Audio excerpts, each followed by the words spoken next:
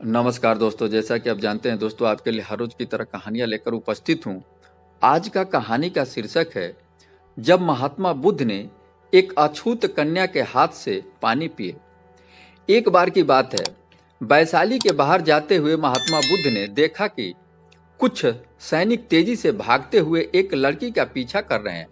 वह डरी हुई लड़की कुएं के पास जाकर खड़ी हो गई। वह हाँफ भी रही थी और प्यासी भी थी। बुद्ध ने उस बालिका को अपने पास बुलाया और कहा कि वह उनके लिए कुएं से पानी निकाले, खुद भी पिए और हमें भी पिलाए। इतनी देर में वहां सैनिक भी पहुंच गए। बुद्ध ने उन सैनिकों को हाथ द्वारा संकेत देते हुए रुकने को कहा। उनकी बात पर वह कन्या कुछ झेंपती हुई बोली, महाराज, मैं एक अछूत कन्या हूं। मेरी कुएं से पानी निकालने पर जल दूषित हो जाएगा। महात्मा बुद्ध ने उससे फिर कहा, पुत्री, बहुत जोर की प्यास लगी है, पहले तुम पानी पियो। इतने में वहां राजा भी आ पहुंचे। उन्होंने बुद्ध को नमन किया और सोने के बर्तन में सुगंधित पानी पीने को दिया। महात्मा बुद्ध ने उसे लेने से इनकार किया।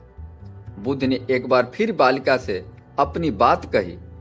इस बार कन्या ने साहस बटोरकर कुएं से पानी निकालकर स्वयं भी पिया और महात्मा बुद्ध को भी पिलाया। पानी पीने के बाद महात्मा बुद्ध ने कन्या से कहा, पुत्री, इतना डरने का कारण क्या है? कन्या ने बोली, मुझे राजा के दरबार में गाने गाने का अवसर मिला था।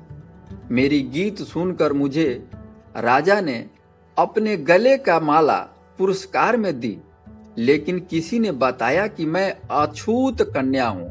यह जानते ही राजा ने सिपाहियों को आदेश दिया कि इस कैद खाने में डाल दो। मैं किसी तरह से जान बचाकर आई हूं। इस पर महात्मा बुद्ध ने कहा, सुनो राजा, यह कन्या अछूत नहीं है, आप अछूत हैं। जिस बालिका के मधुर कंठ से निकले गीत का आपने आनंद उठाया, वह अछूत हो ही नहीं सकती। किसी का आपको अछूत कहने का कोई अधिकार नहीं है। इस प्रसंग से हमें सीख यही मिलती है कि किसी का अस्तित्व और पहचान उसके गुण से होता है, न कि धर्म और जाति से।